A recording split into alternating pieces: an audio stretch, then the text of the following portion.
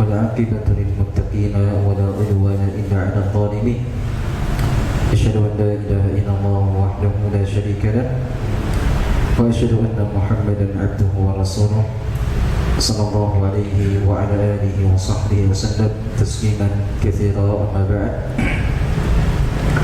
فإن أصدق الحديث كتاب الله وخير الهدي هدي محمد صلى الله عليه وعلى آله وصحبه وسلم شر الأمور محدثاتها فإن كل محدثة بدعة وكل بدعة ضلالة وكل ضلالة في النار.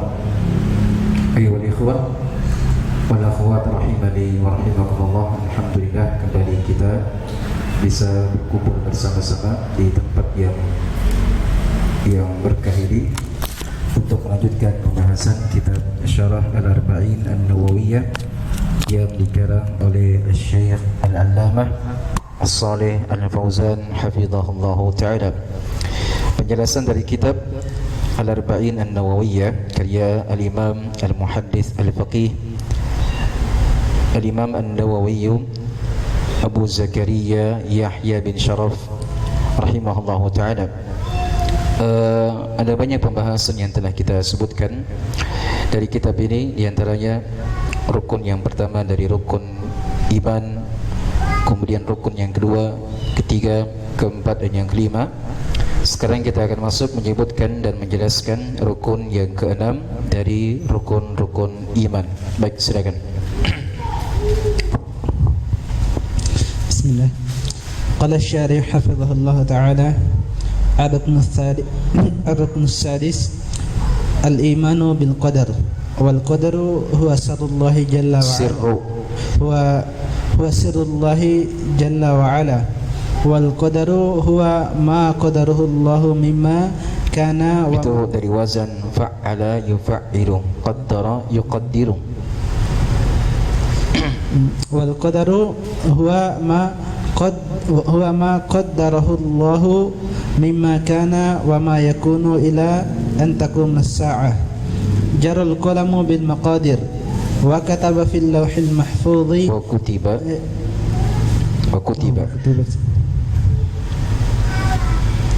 وكتب في اللوح المحفوظ ما هو كائن إلى يوم القيامة. Kainun, dia marfu sebagai apa di situ?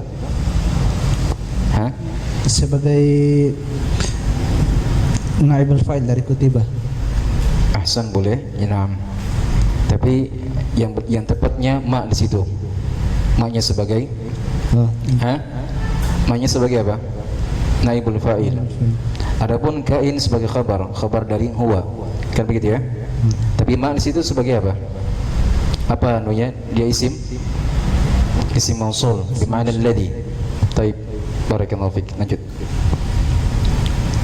فلا يقع شيء إلا بقدر إنا كل شيء خلقناه بقدر فالأمور ليست عبثا أو أنفا بل هي مقدرة من قبل ما أصاب من مصيبة في الأرض ولا في أنفسكم إلا في كتاب من قبل أن نبرأها. قوله كتاب هو اللوح المحفوظ وقوله قبل أن نبرأها يعني نخلقها ونوجدها.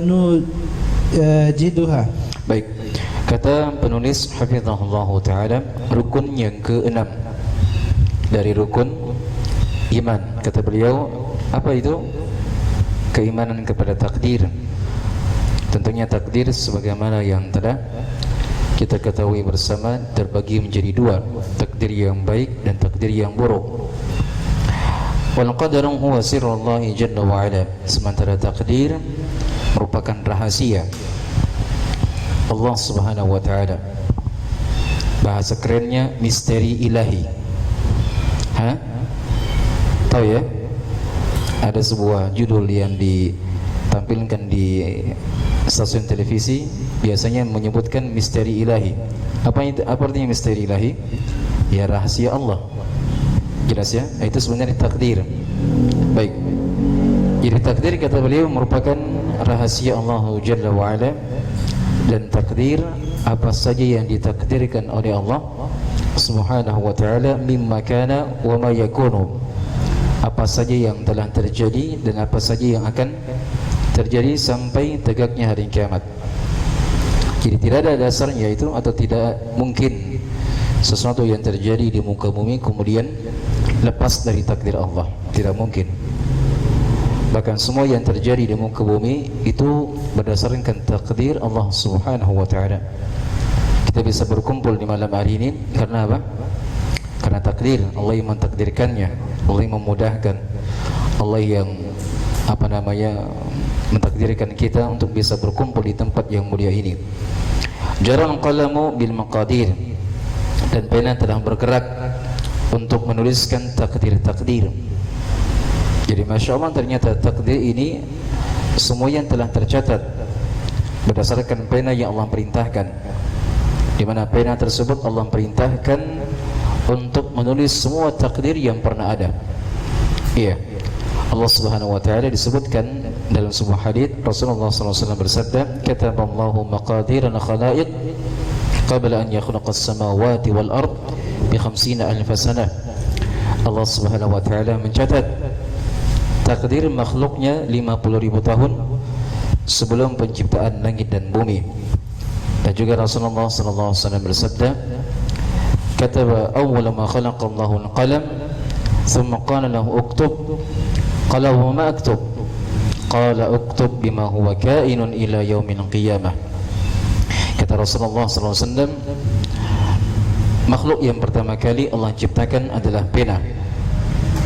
Jadi untuk hadis yang seperti ini kita tidak boleh mempertanyakannya bagaimana bentuk penanya, apakah sama dengan pena yang kita gunakan. Tidak. Hadisnya seperti ini kita sikapi dengan cara mengimaninya sebagaimana mestinya, sesuai dengan kebesaran Allah Subhanahu wa ta'ala. Bagaimana bentuk penanya tidak tahu. Kita tidak tahu. Tapi di sini kita harus pastikan bahwasanya makhluk yang pertama kali Allah ciptakan adalah pena. Kemudian Allah mengatakan kepada pena itu, qala uktub, tulislah. Lantas pena bertanya, wa ma aktub ya Allah? Ya Allah, apa yang saya tulis? Maka Allah mengatakan, uktub bima huwa kainun ila yaumil qiyamah. Tulislah apa saja yang akan terjadi sampai tegaknya hari kiamat. Jadi berdasarkan perintah tersebut, maka pena ini dia berjalan senantiasa menulis takdir-takdir yang terjadi di alam semesta. Baik. Wa kutiba fil lauhil mahfuz ma huwa kainun ila yaumil qiyamah. Maka ditulislah apa saja yang akan terjadi sampai tegaknya hari kiamat. Di mana ditulis? Al-Lauhil Mahfuz. Apa itu Lauhil Mahfuz? Itu merupakan tempat rahasianya Allah untuk menulis takdir-takdir makhluknya. Dan itu dipastikan tidak ada seorang pun dari makhluk yang mengetahui apa yang tercatat dalam Lauhil Mahfuz. Tidak seperti dari syair-syairnya atau salawat yang dibikin oleh sebagian orang-orang Sufiyah yang mengatakan bahwa ilmunya Rasulullah itu melingkup Lauhil Mahfuz. Salawat yang dibikin oleh orang-orang Sufiyah yang menyatakan bahwa Nabi mengetahui apa yang tercatat dalam Lauhil Mahfuz, salawat itu adalah salawat kesyirikan, salawat kekufuran. Iya, itu ada. Silakan dilihat kalau tidak salah dalam salawat Barzanji atau salawat Nariyah atau salawat yang lainnya, wallahu alam, disebutkan di situ wa ilmuka muhitun bil qalami. Itu di antara salawat yang mereka sebutkan, wa ilmuka, pujian kepada Nabi salawatnya, tapi pujiannya secara berlebihan. Apa bahasanya? Ilmu wahai Rasulullah melingkup Lauhil Mahfuz, kata mereka. Ini mengarah kepada kekufuran. Kenapa?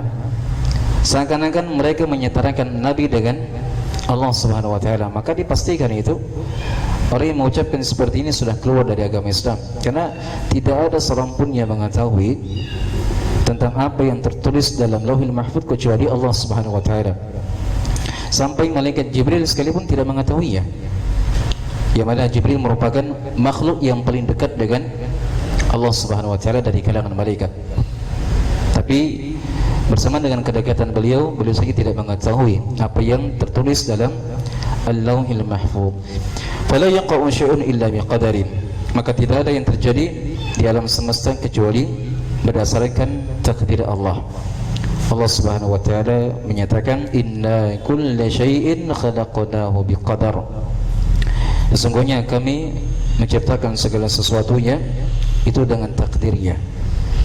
Sesungguhnya kami telah menciptakan segala sesuatunya dengan takdirnya. Fal umuru laysat abathan aw unufan.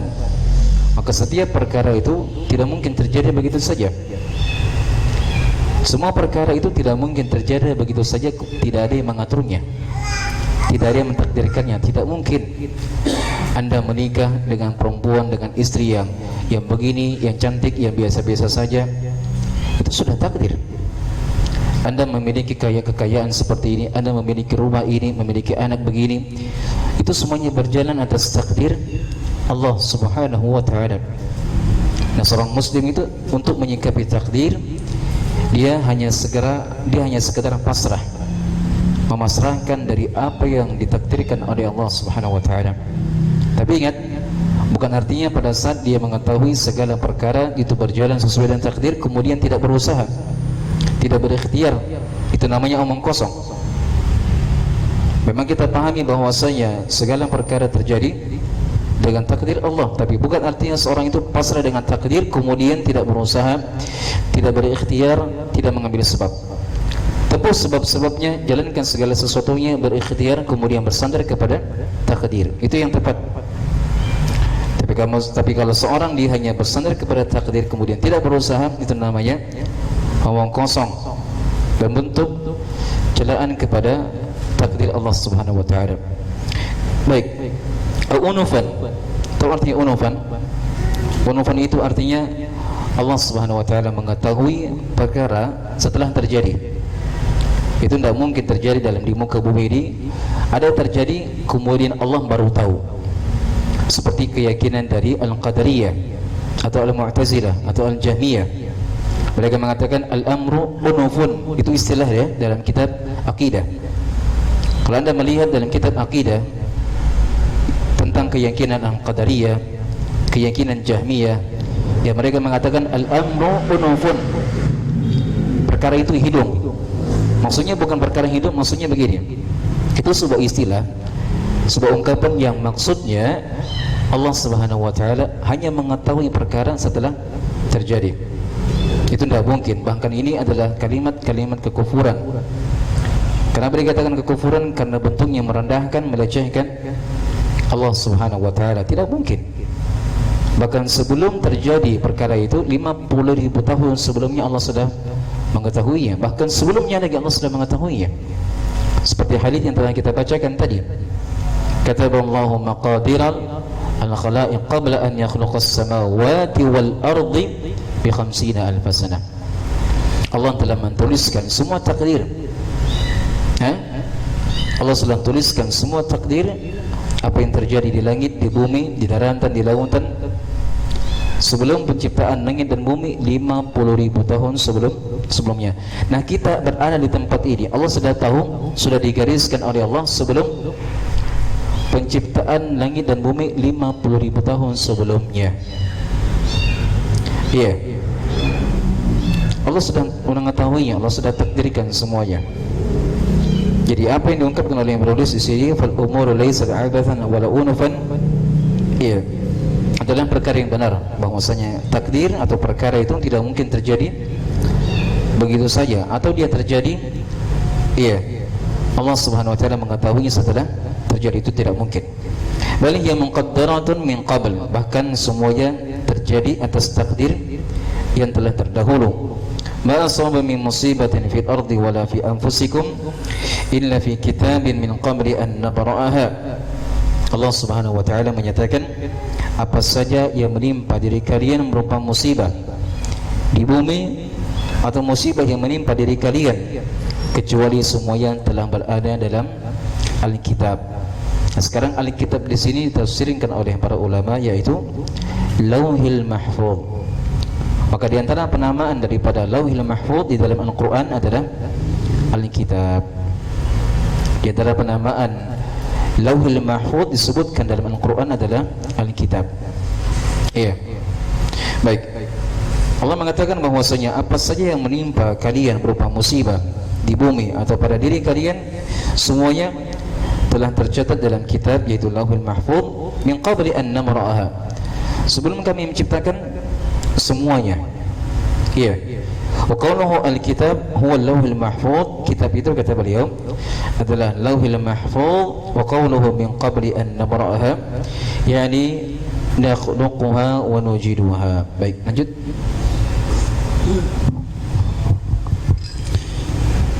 Wal imanu bil qadari ala 4 maratib.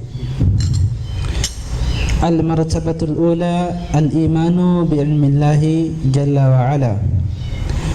Al azali al abadiyil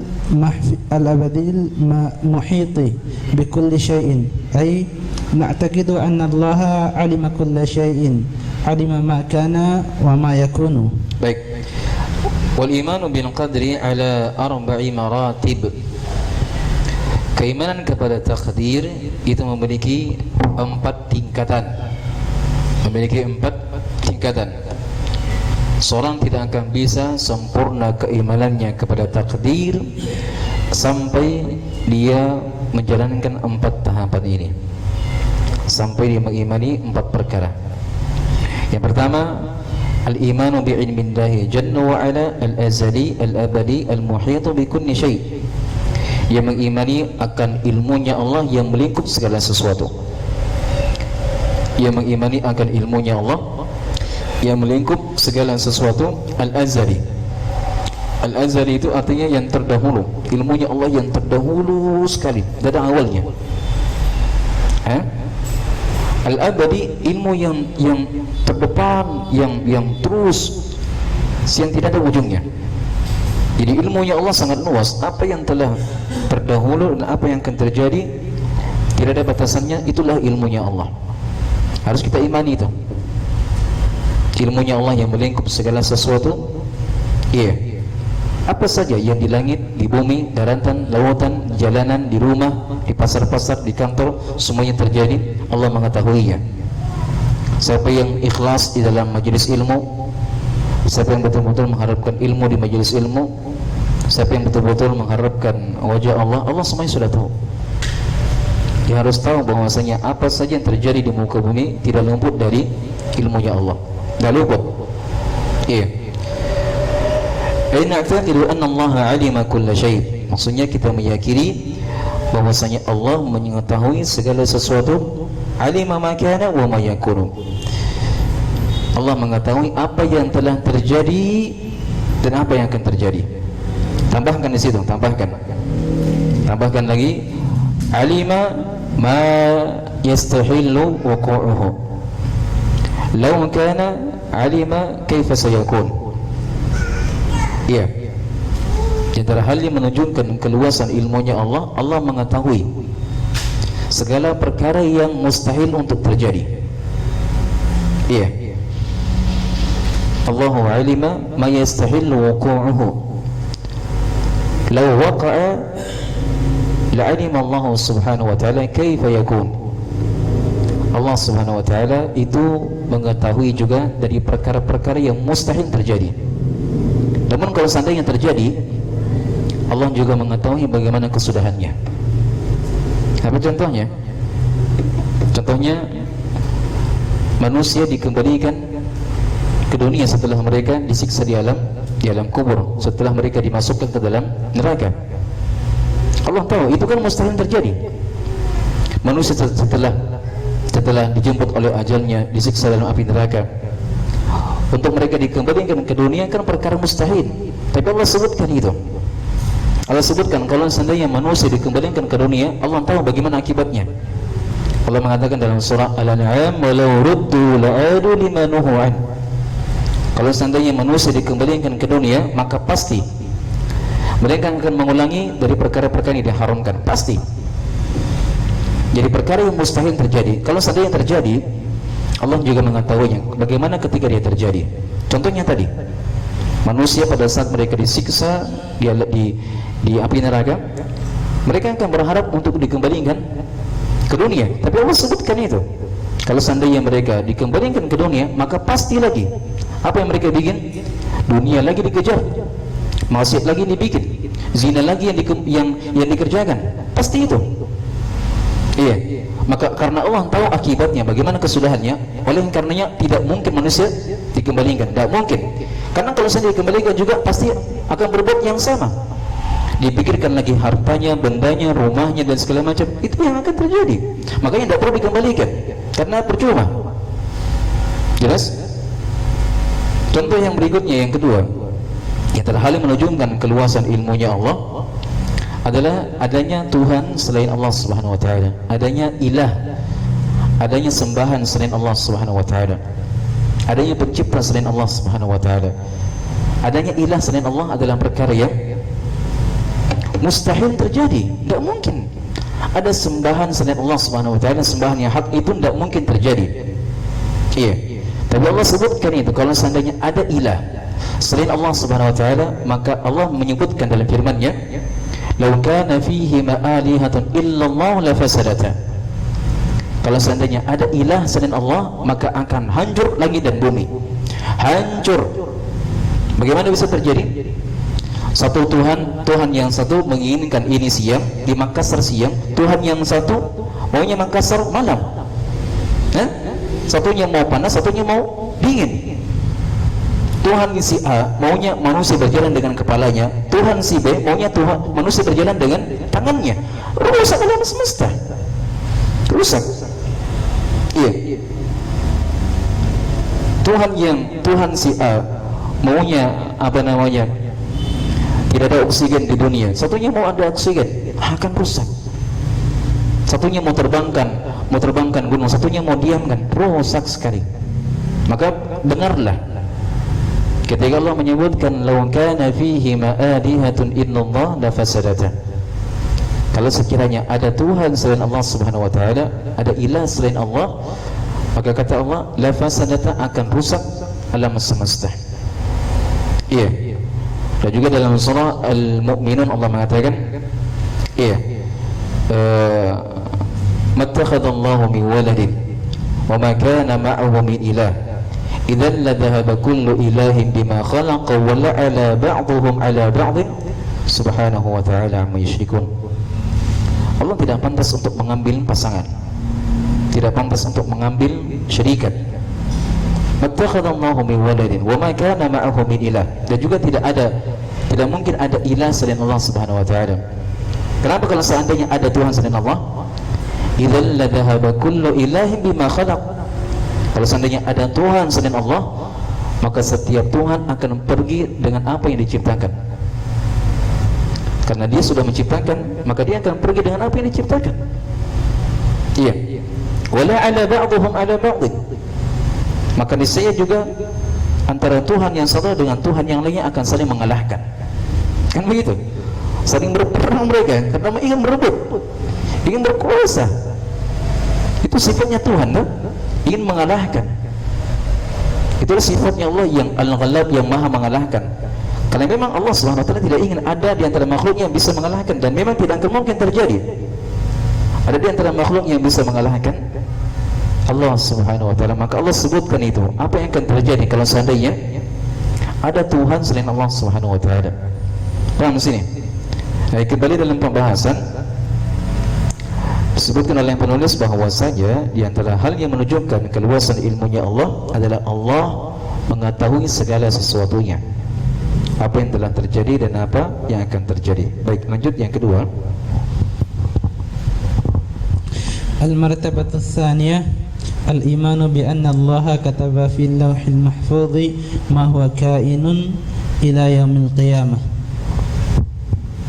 Baik, tahapan yang kedua adalah dia mengimani al-imanu bi anna Allah kataba fil lawhil mahfuz ma huwa kainun ila yaumil qiyamah. Dia beriman bahwasanya Allah telah menuliskan segala sesuatunya di Lauhi al-Mahfuz. Kesimpulannya, tahapan yang pertama itu dia mengilmui akan ilmu.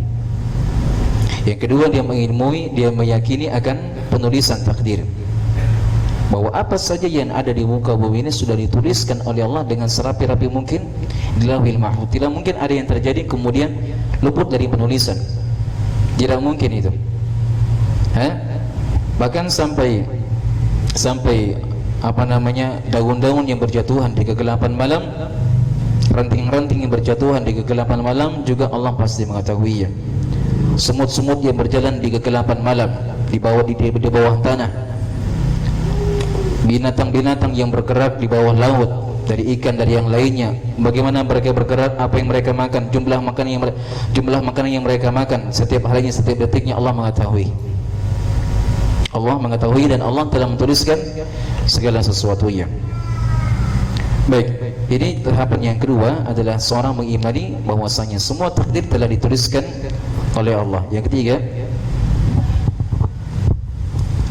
al-martabatu tsalitsa martabatul masyiati wal iradah. Ma sya'ahu Allahu kana wa man lam yasha' lam yakun. Tahapan yang ketiga adalah tahapan al-masyiah, kehendak, keinginan. Maksudnya apa saja yang Allah kehendaki pasti akan terjadi, dan apa saja yang tidak dikehendaki dan pasti tidak akan terjadi. Iya. Karenanya Imam Syafi'i rahimahullah taala mengatakan, "Ma sya'allahu kana wa illam asya' wa ma syi'tu illam tasha' lam yakun." Itu kata Imam Syafi'i rahimahullah taala dari sebagian kitabnya beliau. Beliau mengatakan, "Ma sya'allahu kana." Apa saja yang Allah kehendaki pasti akan terjadi walaupun saya tidak mengkehendakinya. Karena memang tidak ada urusan dengan makhluk. Yang terjadi itu apa saja yang dikehendaki oleh Allah, walaupun saya tidak menghendakinya, walaupun saya menghendakinya. Wa ma syi'tu illam tasha' lam yakun. Dan apa saja yang saya kehendaki, jikalau Allah tidak mengkehendakinya maka tidak akan pernah terjadi. Artinya walaupun manusia dia sudah berusaha, berupaya semaksimal mungkin, tapi kalau Allah tidak mengkehendakinya maka tidak akan terwujud, tidak akan pernah terlaksana. Sama dengan taklim di malam hari ini. Walaupun admin menyebarkan poster, walaupun saya sudah berusaha, antum sudah berusaha untuk datang ke tempat ini, tapi kalau Allah tidak mentakdirkan, Allah tidak inginkan, tidak akan terjadi. Tidak akan terjadi, kan begitu? Iya. Tapi karena Allah memberikan kemudahan, Allah sudah menghendakinya, maka terjadilah sesuai dengan apa yang Allah inginkan. Iya. Ini tahapan yang ketiga dari tahapan keimanan kepada at-takdir. Kemudian berikutnya, al-martabatul rabi'ah martabatul khalqil asya'i fi awqatihal muqaddarati laha. Kullu syai'in fi waqtihi, kullu syai'in fi hinihi alladhi qaddarahu Allah jalla wa ala, fala khaliqa ma'ahu subhanahu wa ta'ala.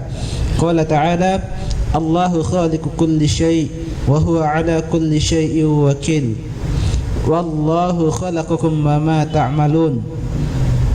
Fatu'minu bi anna kulla syai'in fahuwa makhluqun lillahi azza wa jalla. Baik, tahapan yang keempat dari tahapan keimanan kepada takdir adalah martabatu khalqil asya'. Adalah seorang beriman bahwasanya segala sesuatu adalah makhluk dan ciptaan Allah. Adalah makhluk dan ciptaan Allah. Kita berikan kesimpulan dengan bahasa yang sederhana bahwa rukun iman kepada takdir ada 4. Yang pertama ilmu, yang kedua penulisan, yang ketiga kehendak, dan yang keempat adalah penciptaan. Yang pertama dia ilmu, artinya seorang mengimani akan ilmunya Allah Subhanahu wa taala yang melingkup segala sesuatu. Yang kedua penulisan, maksudnya dia meyakini bahwa semua takdir telah ditulis Allah Subhanahu wa taala. Yang ketiga al-masyiah, kehendak, dalam artian dia meyakini bahwa semua yang terjadi itu atas dasar kehendak dan keinginan Allah Subhanahu wa taala. Yang keempat adalah al-khalq, penciptaan, bahwa semua yang terjadi di alam semesta adalah makhluk Allah Subhanahu wa taala, makhluknya Allah. Sampai dari apa yang dikerjakan oleh manusia juga makhluknya Allah. Perbuatan-perbuatan kita baik atau buruknya itu semuanya adalah makhluk Allah Subhanahu wa taala, ciptaan Allah. Kita mengerjakan salat, pekerjaan kita mengerjakan salat itu adalah makhluknya Allah juga. Kita berbuat ini, kita hadir di majelis taklim, itu juga makhluknya Allah Subhanahu wa taala. Walaupun manusia mengerjakannya, tapi semua apa yang dikerjakan oleh manusia juga makhluknya Allah. Paham di sini? Jelas ya? Tapi bukan artinya ketika manusia berbuat kemaksiatan, berbuat dosa, lantas dia bisa menyalahkan Allah. Tidak. Lah ini kan Ustaz, kan perbuatan manusia kan juga makhluknya Allah. Allah menginginkan. Maka boleh dong kalau seandainya kita menyalahkan Allah ketika kita berbuat maksiat. Ini kan takdirnya Allah. Salah. Iya. Salahnya dari sisi mana? Yang pertama, pada saat manusia mereka mengerjakan sesuatu dari kemaksiatan, perbuatan dosa, Allah Subhanahu wa taala telah memberikan kepada mereka kehendak. Manusia walaupun mereka berjalan di alam semesta ini atas dasar takdirnya Allah, tapi mereka diberikan bekal berupa kehendak. Manusia juga punya kehendak. Apa menunjukkan bahwa manusia punya kehendak? Apa buktinya? Pada saat manusia diperhadapkan dengan dua perkara, baik dan buruk, secara nalurinya manusia pasti akan memilih baik. Ini racun, ini susu. Ketika manusia diperhadapkan dengan dua perkara, ini racun, ini susu, secara naluri, karena memang manusia diberikan kehendak dan keinginan, pasti atas dasar nalurinya dia akan memilih susu daripada racun. Itu membuktikan bahwa manusia memiliki kehendak. Sama pada saat mereka berbuat maksiat, mereka mengerjakan itu atas dasar kehendak mereka, maka tidak boleh disalahkan takdirnya Allah. Memang betul semuanya berjalan atas takdir Allah, memang betul. Tapi jangan sekali-kali ketika Anda berbuat dosa kemudian menyalahkan takdir Allah. Jangan. Karena apa? Karena kalian telah dibekali kehendak, satu. Yang kedua, kalian telah dibekali al-qudrah, kemampuan. Atas dua perkara ini, kehendak dan kemampuan, manusia bisa mengerjakan dari apa yang diinginkan. Kan begitu ya? Sekarang kalau manusia ingin mengerjakan sesuatu, harus dua bekal yang dimiliki. Ada keinginan, ada kemampuan. Kapan luput satu dari kedua ini, maka tidak akan pernah terjadi. Contohnya, kita menghendaki untuk hadir taklim. Kita menghadiri taklim ini terjadi memang yang pertama atas takdir Allah. Itu yang pertama. Kemudian yang kedua, karena ada keinginan kita. Dan yang kedua, karena ada kemampuan manusia. Jelas ya? Karena atas takdir Allah, kemudian atas keinginan manusia, dan karena kemampuan mereka untuk mewujudkannya sehingga terjadi dari apa yang terjadi. Paham di sini? Di sini kita akan sampaikan bahwasanya seorang muslim itu tidak boleh dia berdalil dan berhujjah dengan takdir kecuali dengan satu syarat. Atau mohon maaf, seorang manusia, seorang muslim yang terjatuh dalam perbuatan dosa tidak boleh dia berhujjah dengan takdir kecuali dengan satu syarat. Syaratnya apabila dia sudah bertobat dari perbuatan dosanya, barulah dia diperbolehkan berhujjah dengan takdir. Kenapa kamu mencuri? Sudah takdir, saya sudah bertobat darinya. Jangan salahkan saya sudah bertobat. Kenapa kamu meninggalkan salat? Kenapa kamu tidak salat subuh? Saya sudah bertobat dan itu karena takdir. Boleh yang seperti ini. Tapi kalau seorang masih senantiasa berbuat dosa, iya, kemudian dia menyalahkan takdir dan dia belum bertobat darinya, maka yang seperti ini tercela, tak boleh. Kapan seorang boleh berhujjah dengan takdir? Ketika dia berbuat dosa. Satu catatan, satu syarat, ketika dia sudah bertobat darinya. Oleh karenanya datang sebuah kisah dari para ulama ya, kisah dari Umar bin Khattab radhiyallahu anhu, kisah yang sedikit lucu juga. Ada salah seorang pencuri di masa beliau radhiyallahu anhu, kedapatan pada saat dia mencuri, maka ditangkaplah oleh Umar bin Khattab pada saat hendak ditegakkan hukum had. Hukum had yang berlaku apa itu? Dipotong tangannya. Karena kebodohan lelaki tersebut, dia mengatakan, wahai khalifah, wahai amirul mukminin, kenapa engkau potong tanganku? Kenapa kau mau potong tanganku? Ini semuanya saya mencuri atas takdir Allah. Masya Allah. Dia berbuat dosa, kemudian dosanya itu disandarkan kepada takdir. Ya amirul mukminin, kenapa kau mau potong tangan saya? Saya mencuri ini karena takdir Allah juga. Kenapa? Tidak boleh katanya. Apa jawabnya Umar karena kecerdasan beliau? Kalau begitu kami akan potong tanganmu atas dasar takdir Allah. Selesai urusan. Mau apa kamu? Kamu berhujjah dengan takdir karena kamu mencuri? Oke, silakan. Tapi kami potong tanganmu juga atas takdir Allah. Silakan. Mau apa? Akhirnya bungkam dia 1000 bahasa.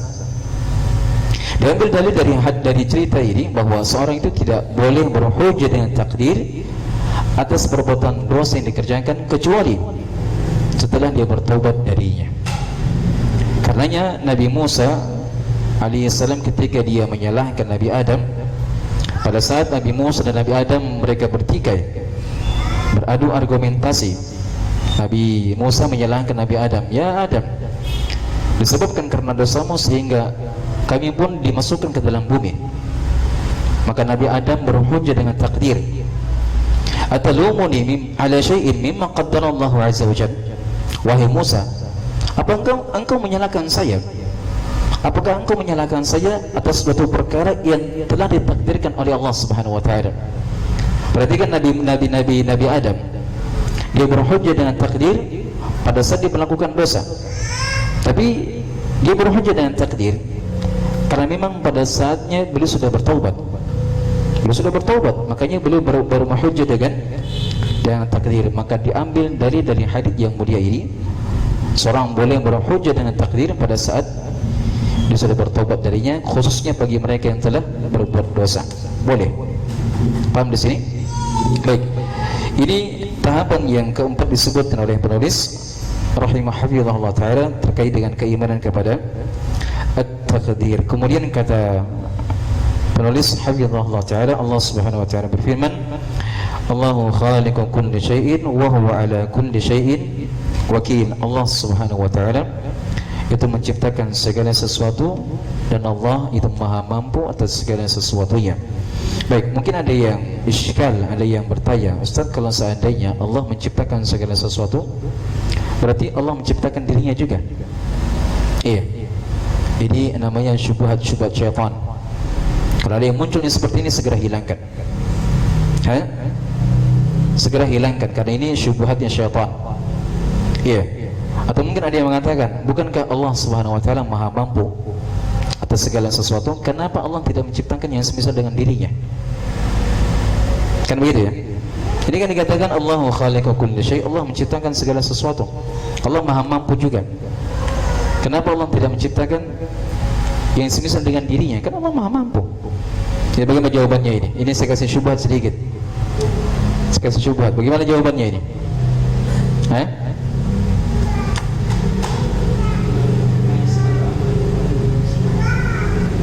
Kalau seandainya ada orang liberal memberikan syubhat kepada kalian, harus antum tahu jawabannya. Iya. Jadi bagaimana kamu seorang muslim, kamu meyakini bahwasanya Allah maha mampu? Oke, pertanyaannya, kalau Allah maha mampu, bukankah Allah mampu untuk menciptakan yang semisal dengan dirinya? Iya, apa jawabannya? Ada yang tahu?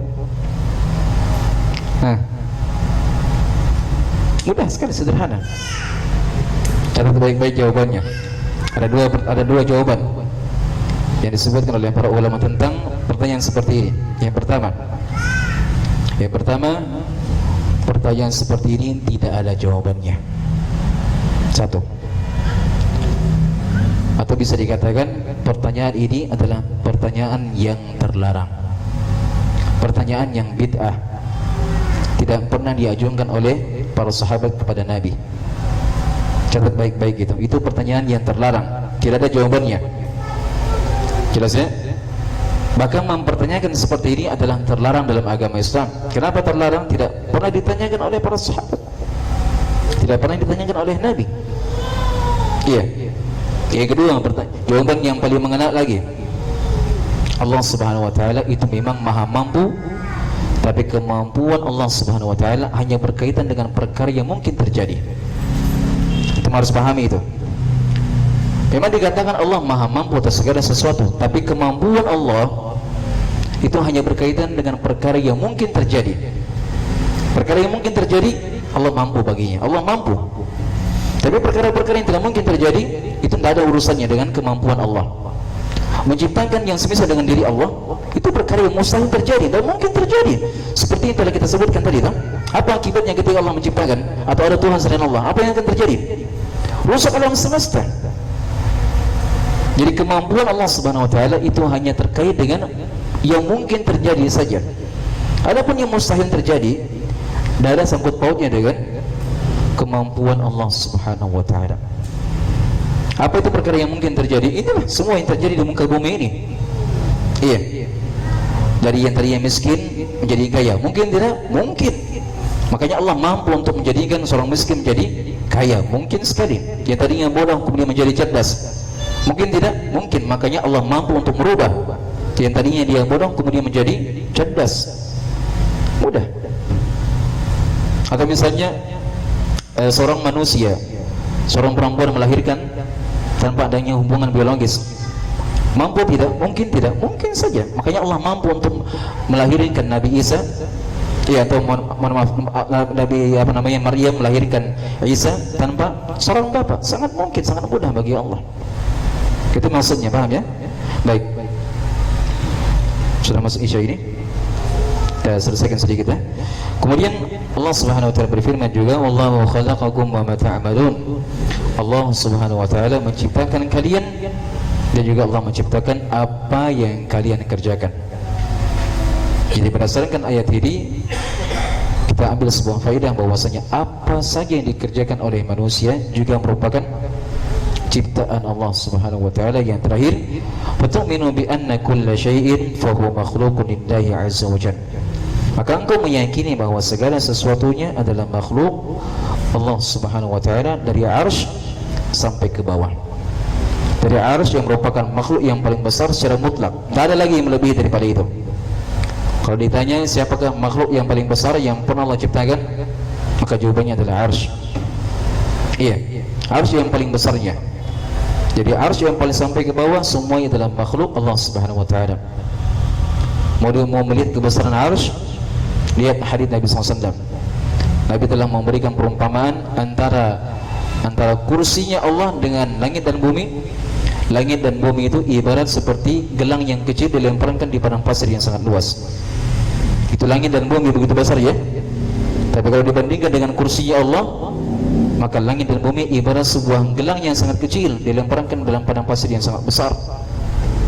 Kemudian kalau dibandingkan antara kursi yang luasnya seperti langit dan bumi tadi, bahkan lebih besar lagi, kursi dibandingkan dengan arsy Allah, maka kursi ini seperti gelang yang sangat kecil, cincin yang sangat kecil dilemparkan ke dalam padang pasir yang sangat luas, kecil sekali. Tinggal kita lihat bagaimana kebesaran Allah Subhanahu wa taala. Paham sini? Baik, insyaallah taala kita akan lanjutkan pada sesi kedua. Kita break sejenak untuk mengerjakan salat Isya. Setelah itu kita lanjut. Barakallahu fikum, subhanakallah bihamdik, asyhadu an la ilaha illa anta, astaghfiruka wa atubu ilaik. Walhamdulillah. 4 tahapan. Yang pertama tentang ilmu, yang kedua tentang al-kitabah, yang ketiga tentang al-masyiah, dan yang keempat tentang al-khalq. Baik, lanjutkan.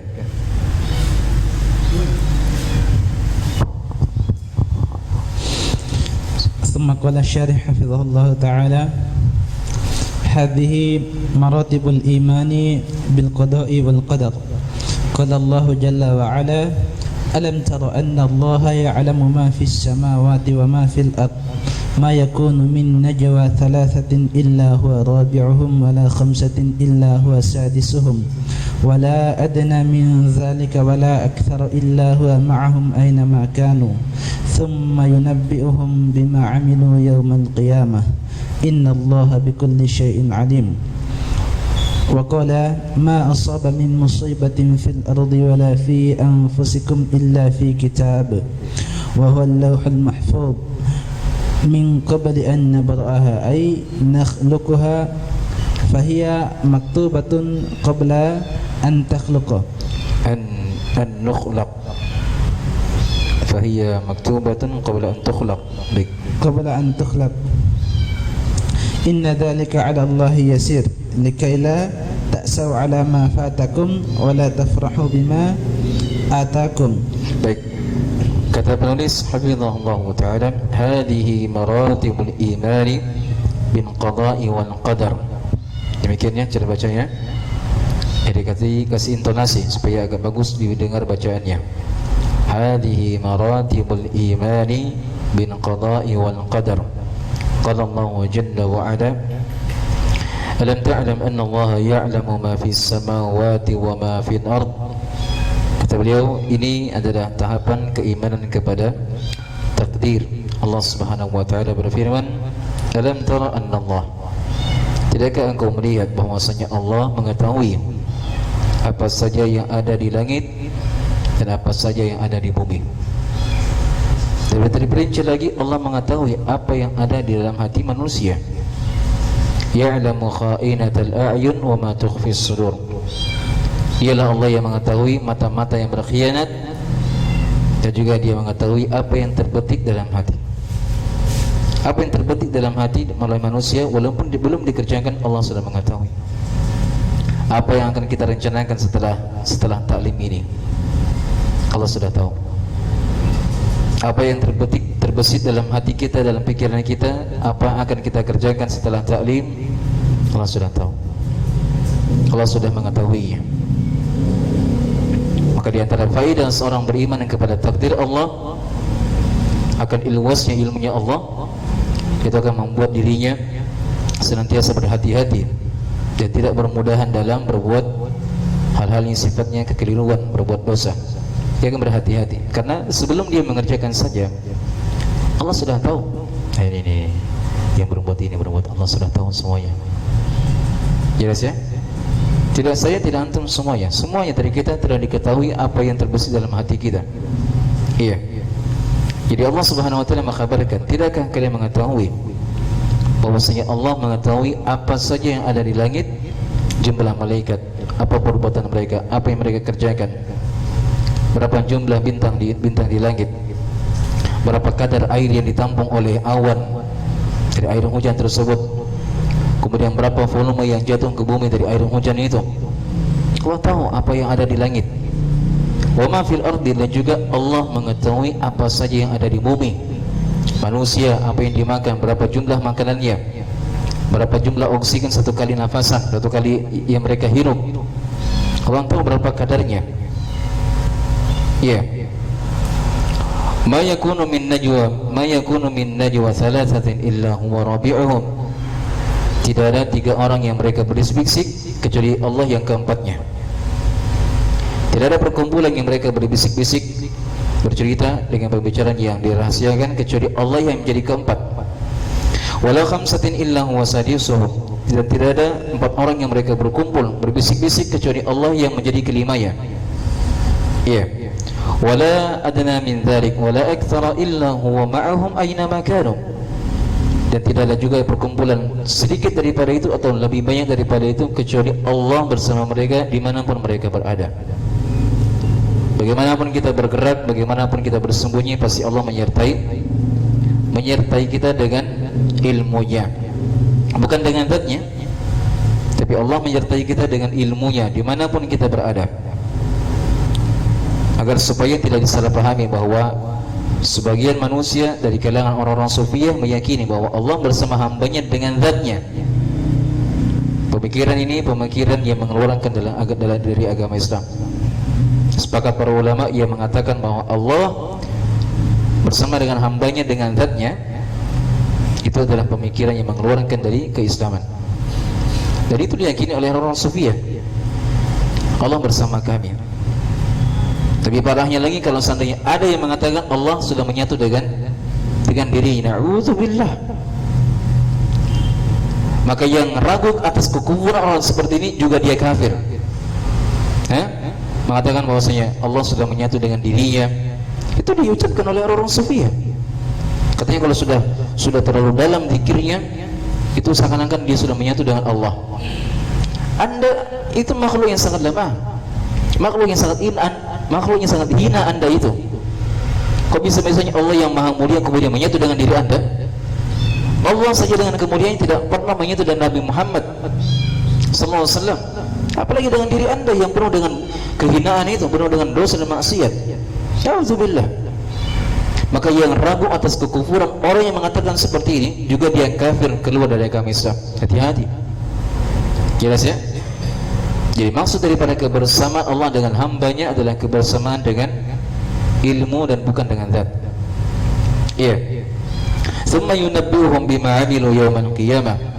Kemudian Allah dia akan menceritakan kepada kalian apa saja yang pernah kalian kerjakan pada hari kiamat. Dia ceritakan apa yang pernah kita kerjakan bersama istri, bersama anak, pada saat bersendirian, pada saat kita bersembunyi dalam kamar kegelapan malam, di jam ini, jam itu, semuanya Allah akan kabarkan. Maka beruntung orang yang beriman.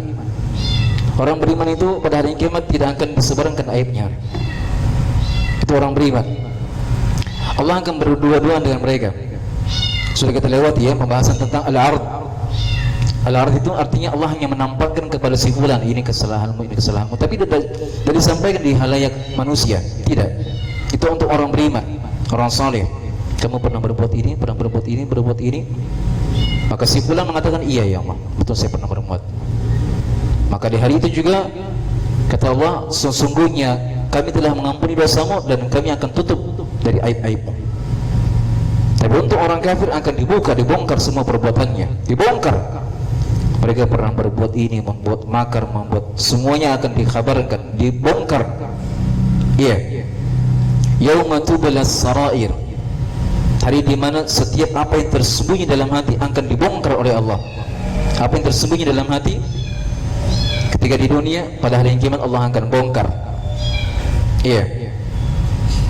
Tsumma yunabbi'uhum bima 'amilu yaumal qiyamah. Kemudian dia akan menceritakan apa yang pernah dikerjakan oleh manusia pada hari kiamat. Maksudnya Allah akan bongkar itu pada hari kiamat. Innallaha bikulli syai'in 'alim, dan Allah Subhanahu wa taala itu Maha mengetahui atas segala sesuatu.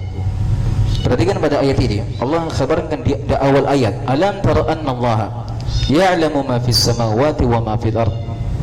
Tidakkah engkau melihat bahwasanya Allah mengetahui? Di awal ayat disebutkan tentang keluasan ilmunya Allah. Jelas ya?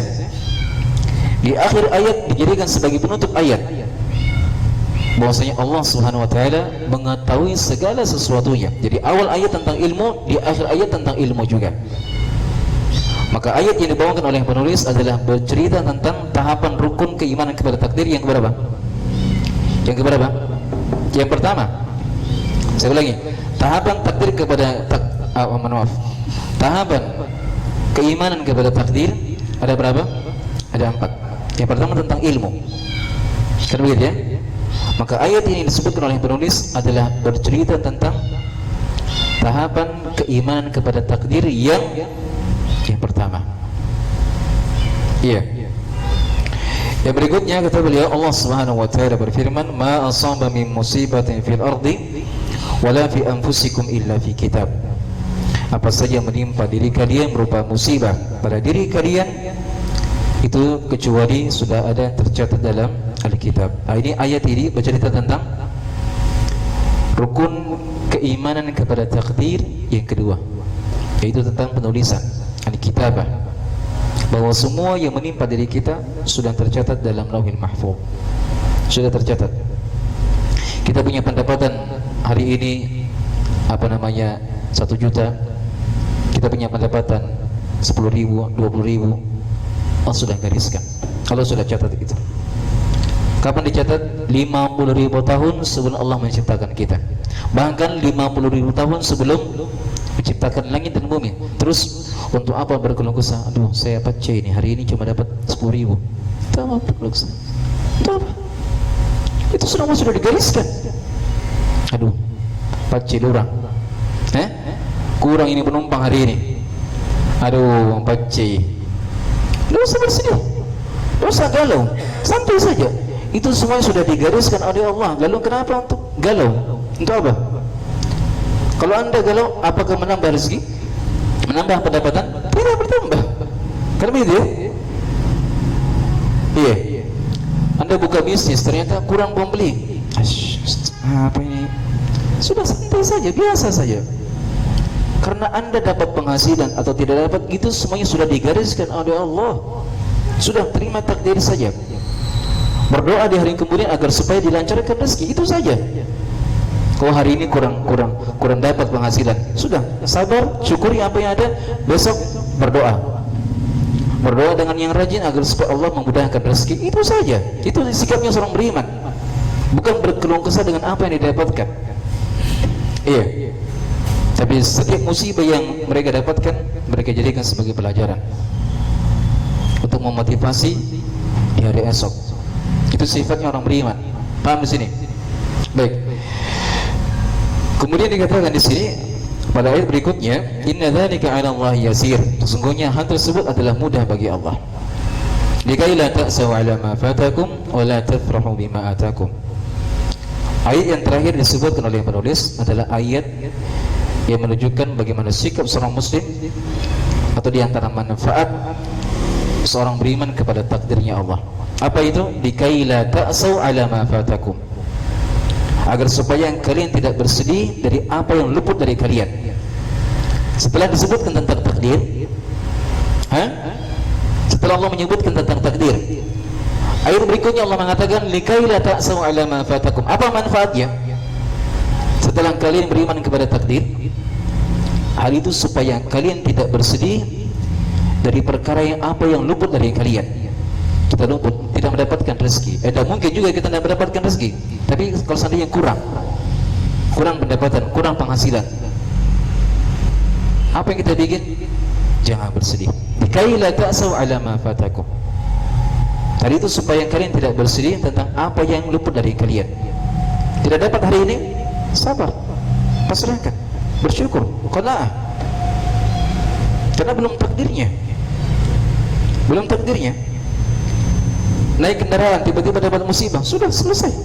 Qadarallahu ma syaa fa'al. Mungkin karena dosa saya. Ya? Terjadi, sudah. Qadarallahu ma syaa fa'al. Alhamdulillah. Kalau orang bisa bersabar ketika mendapatkan musibah, dia itu yang biasa. Tapi yang luar biasa ketika dia bersyukur mendapatkan musibah. Dapat musibah di jalan, tabrak ini, tabrak sana, kendaraannya rusak. Alhamdulillah. Itu lebih hebat. Kalau seorang bersabar ketika mendapatkan musibah, itu biasa. Karena banyak orang bisa begitu, dapat musibah, saya bersabar.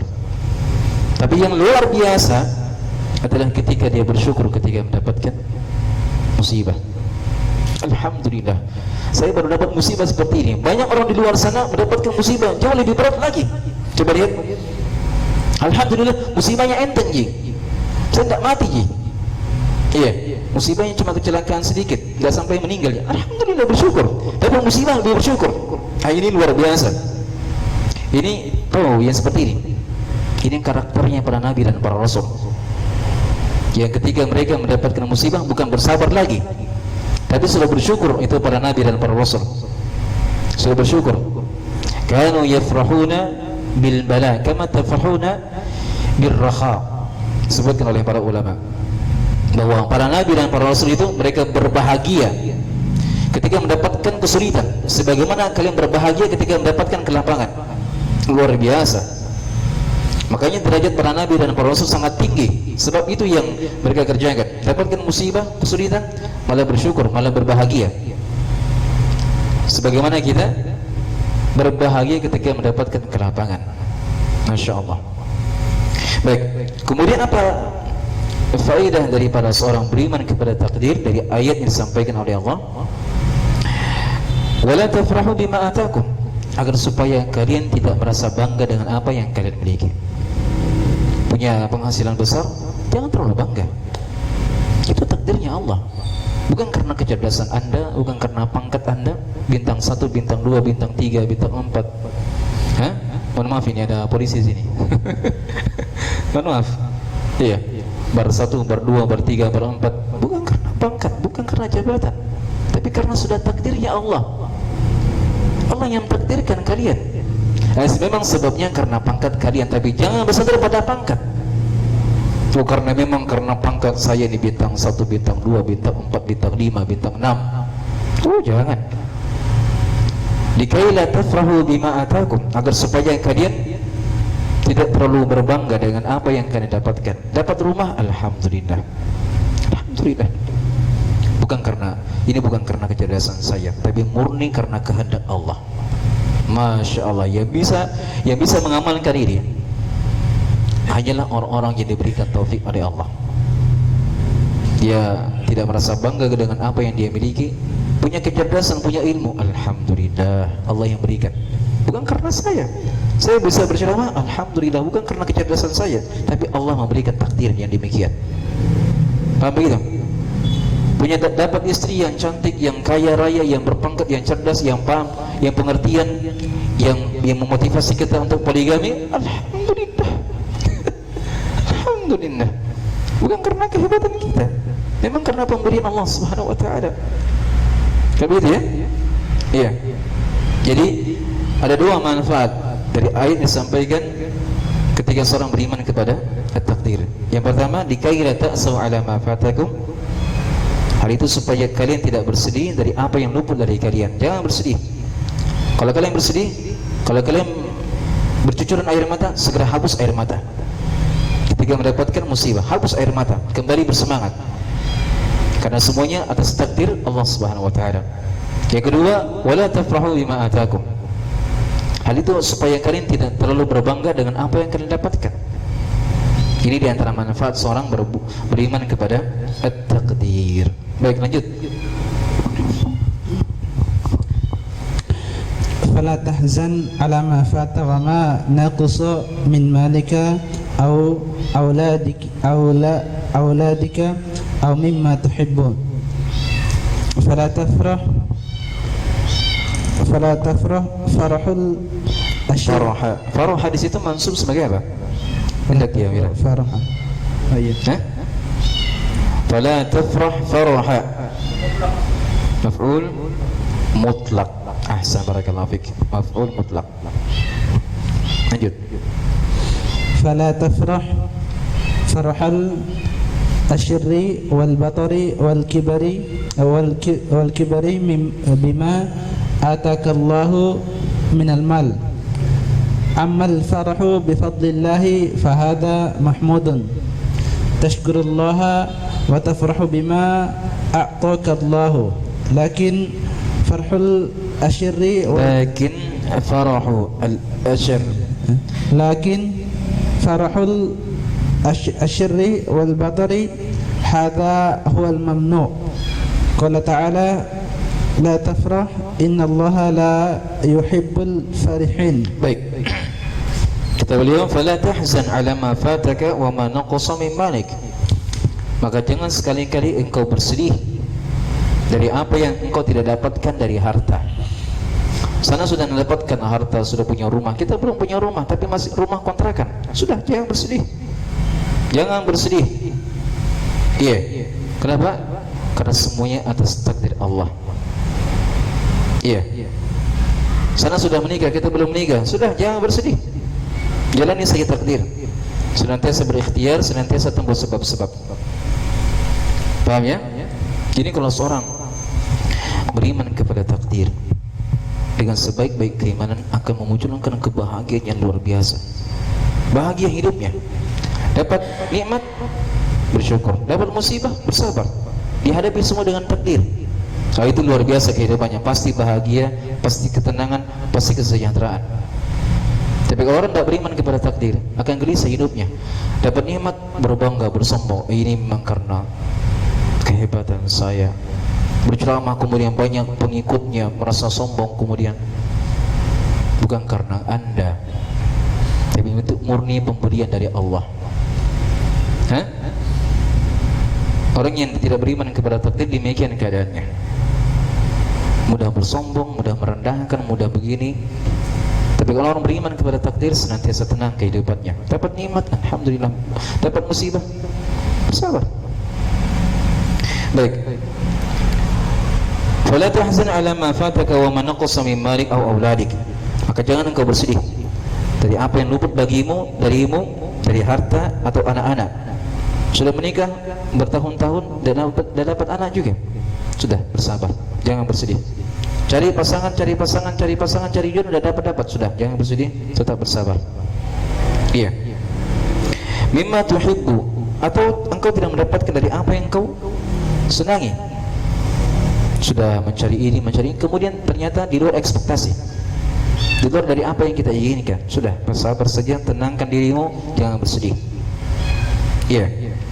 Fala tafrah farahal asyarri, asyarri yang tepatnya ya.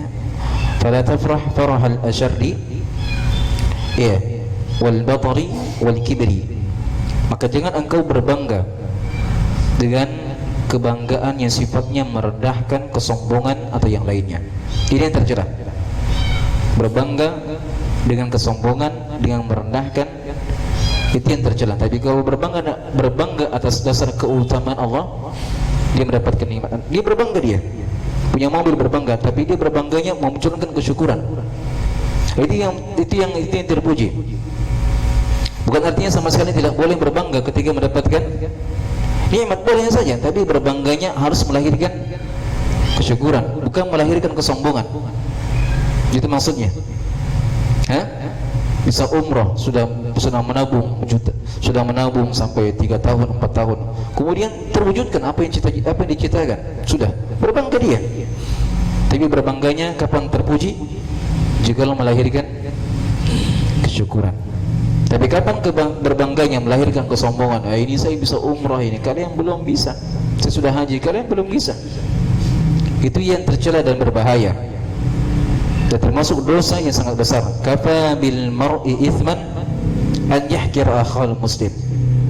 Cukuplah seorang dikatakan berdosa jikalau dia merendahkan seorang muslim yang lainnya. Sekedar merendahkan dengan isyarat, dengan isyarat saja, tapi dia merendahkan seorang muslim, itu sudah dosa yang sangat nyata.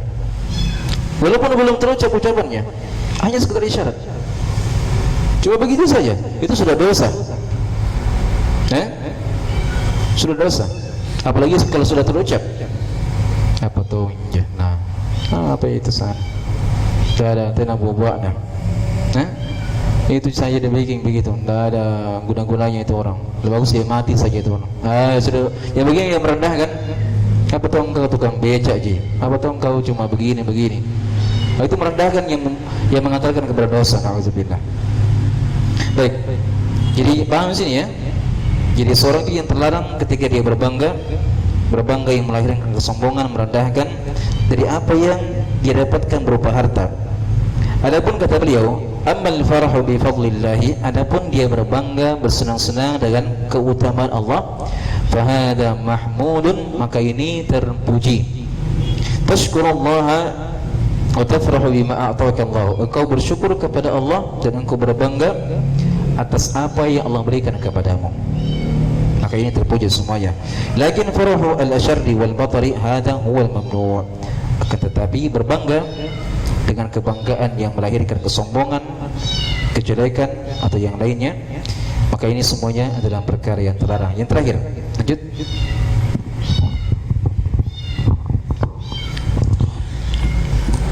Qala ta'ala farihu bil hayatid dunya wa man hayatud dunya fil akhirati illa mata'. Fal farhu ala qismaini, farhun madhmumun wa huwa farhul kibari wal batari wal asyarri, wa farahu mahmudun wa huwa al farhu bi fadlillahi wa rahmatihi, kul bi fadlillahi wa bi rahmatihi fa bidzalika falyafrahu huwa khairun mimma yajma'un. Baik, kata beliau, Allah Subhanahu wa taala berfirman, wa farihu bil hayatid dunya, dan mereka berbangga dengan kehidupan dunia, layaknya kehidupan para artis, para YouTuber, para TikToker, selebgram yang berbangga dengan apa yang mereka miliki. Lihat ini rumah saya, harganya 15M, harganya begini, harganya begini. Mereka berbangga dengan kehidupan dunia. Tapi Allah ingatkan, wa mal hayatud dunya fil akhirati illa mata'. Tidaklah kehidupan dunia dibandingkan dengan akhirat hanyalah sekedar perhiasan semata, mata, perhiasan. Hanya sekedar perhiasan yang menipu. Jelas ya? Baik. Kemudian disebutkan tentang pembagian daripada al-farah, itu berbangga.